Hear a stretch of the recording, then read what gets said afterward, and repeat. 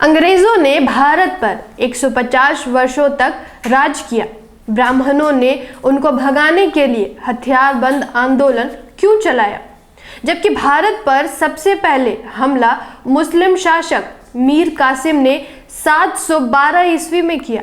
उसके बाद Mahmood Ghaznavi, Mohammad Ghori, Genghis Khan ने हमला किया और फिर कुतुबुद्दीन ऐबक, गुलाम वंश, तुगलक वंश, खिलजी वंश, लोदी वंश, फिर मुगल आदि वंशों ने भारत पर राज किया और खूब अत्याचार किए, लेकिन ब्राह्मणों ने कोई क्रांति या कोई आंदोलन नहीं चलाया। फिर अंग्रेजों के खिलाफ ही क्यों क्रांति कर दी? आइए इस वीडियो में क्रांति और आंदोलन की वजह को समझने का प्रयास करते हैं। अंग्रेजों ने 1795 में अधिनियम 11 द्वारा शूद्रों को भी संपत्ति रखने का कानून बनाया। 1773 में ईस्ट इंडिया कंपनी ने रेगुलेटिंग एक्ट पास किया, जिसमें न्याय व्यवस्था समानता पर आधारित थी। 6 मई 1775 को इसी कानून द्वारा बंगाल के सामंत ब्राह्मण नंद कुमार देव को फांसी हुई थी। 1804 अधिनियम 3 द्वारा कन्या भ्रूण हत्या पर रोक अंग्रेजों ने लगाई, वरना लड़कियों को पैदा होते ही तालू में अफीम चिपकाकर मां के स्तन पर धतूरे का लेप लगाकर एवं गड्ढा बनाकर उसमें दूध भरकर डुबोकर मार दिया जाता था। 1813 में ब्रिटिश सरकार ने कानून बनाकर शिक्षा ग्रहण करने की सभी जातियों और धर्मों के लोगों को अधिकार दिया। 1813 में अंग्रेजों ने दास प्रथा का अंत कानून बनाकर किया। 1817 में समान नागरिक संहिता कानून बनाया। 1817 के पहले सजा का प्रावधान वर्ण के आधार पर था। ब्राह्मण को कोई सजा नहीं होती थी और शूद्र को कठोर दंड दिए जाते थे। अंग्रेजों ने सजा का प्रावधान समान कर दिया। 1819 में अधिनियम 7 द्वारा ब्राह्मणों द्वारा शुद्ध स्त्रियों के शुद्धिकरण पर रोक लगाई गई। शूद्रों की शादी होने पर दुल्हन को अपने दूल्हे के घर न जाकर कम से कम 3 रात ब्राह्मण के घर शारीरिक सेवा देनी पड़ती थी। 1830 नरबली प्रथा पर रोक लगाई गई। देवी देवता को प्रसन्न करने के लिए ब्राह्मण शूद्रों, स्त्री व पुरुष दोनों को मंदिर में सिर पटक पटक कर चढ़ा देते थे। 1833 अधिनियम 87 द्वारा सरकारी सेवा में भेदभाव पर रोक अर्थात योग्यता ही सेवा का आधार स्वीकार किया गया तथा कंपनी के अधीन किसी भारतीय नागरिक को जन्म, स्थान, धर्म, जाति या रंग के आधार पर पद से वंचित नहीं रखा जा सकता है, नियम लागू किया गया। 1834 में पहला भारतीय विधि आयोग का गठन हुआ। कानून बनाने की व्यवस्था जाति, वर्ण, धर्म और क्षेत्र की भावना से ऊपर उठकर करना आयोग का प्रमुख उद्देश्य था। 1835 प्रथम पुत्र को गंगा दान पर रोक लगाए। 7 मार्च 1835 को लॉर्ड मैकाले ने शिक्षा नीति राज्य का विषय बनाया और उच्च शिक्षा को अंग्रेजी भाषा का माध्यम बनाया गया। 1835 को कानून बनाकर अंग्रेजों ने शूद्रों को कुर्सी पर बैठने का अधिकार दिया। दिसंबर 1829 के नियम 17 द्वारा विधवाओं को जलाना अवैध घोषित कर सती प्रथा का अंत कर दिया गया। देवदासी प्रथा पर रोक लगा दी गई। ब्राह्मणों के कहने से शूद्र अपनी लड़कियों को मंदिर की सेवा के लिए दान दे देते थे। मंदिर के पुजारी उनका शारीरिक शोषण करते थे। बच्चा पैदा होने पर उसे फेंक देते थे और उस बच्चे को हरिजन नाम दे दिया करते थे।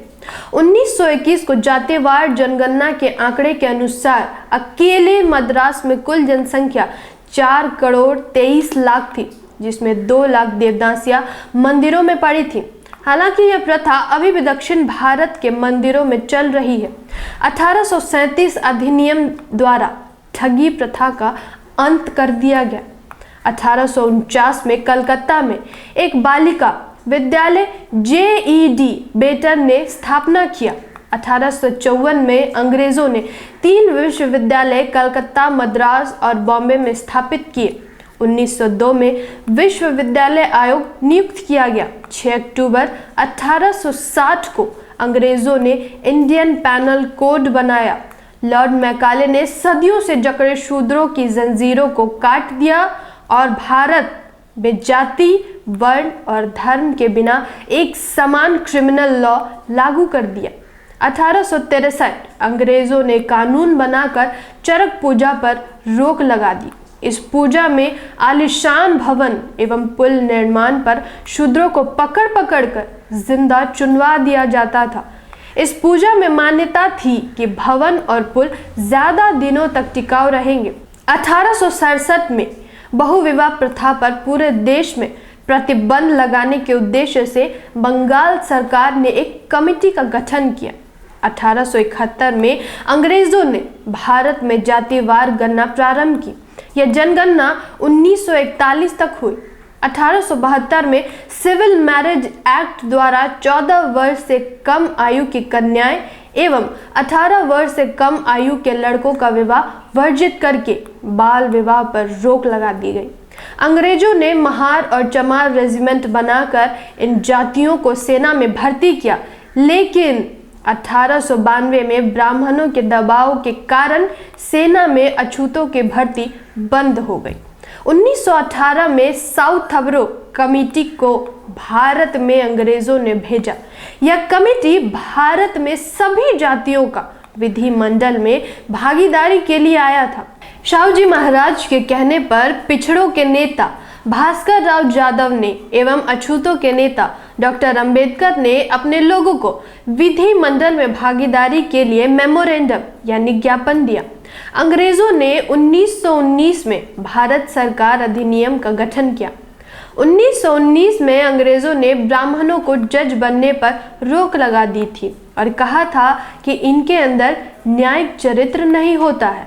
अंग्रेजों के रहते 25 दिसंबर 1927 को डॉक्टर अंबेडकर द्वारा मनुस्मृति का दहन किया। मनुस्मृति में शूद्रों और महिलाओं को गुलाम तथा भोग की वस्तु समझा जाता था। एक पुरुष को अनगिनत शादियां करने का धार्मिक अधिकार है। महिला अधिकार विहीन तथा दासी की स्थिति में थी। एक एक औरत के अनगिनत सौतन्य हुआ करती थी। औरतें शूद्रों के लिए सिर्फ और सिर्फ गुलामी लिखा है, जिसको ब्राह्मण मनु ने धर्म का नाम दिया है। फिर 1 मार्च 1930 को डॉक्टर अंबेडकर द्वारा काला राम मंदिर नासिक प्रवेश का आंदोलन चलाया गया। 1927 को अंग्रेजों ने कानून बनाकर शूद्रों के सार्वजनिक स्थानों पर जाने का अधिकार दिया।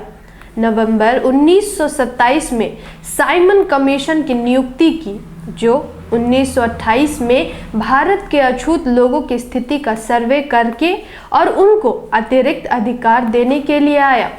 24 सितंबर 1932 को अंग्रेजों ने कम्युनल अवार्ड घोषित किया, जिसमें प्रमुख अधिकार दिए।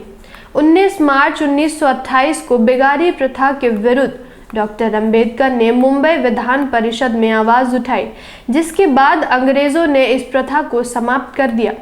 अंग्रेजों ने 1 जुलाई 1942 से लेकर 10 सितंबर 1946 तक डॉक्टर अंबेडकर को वायसराय की कार्य साधन काउंसिल में लेबर मेंबर बनाया।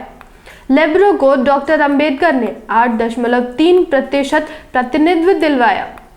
1937 में अंग्रेजों ने भारत में प्रोविंशियल गवर्नमेंट का चुनाव करवाया।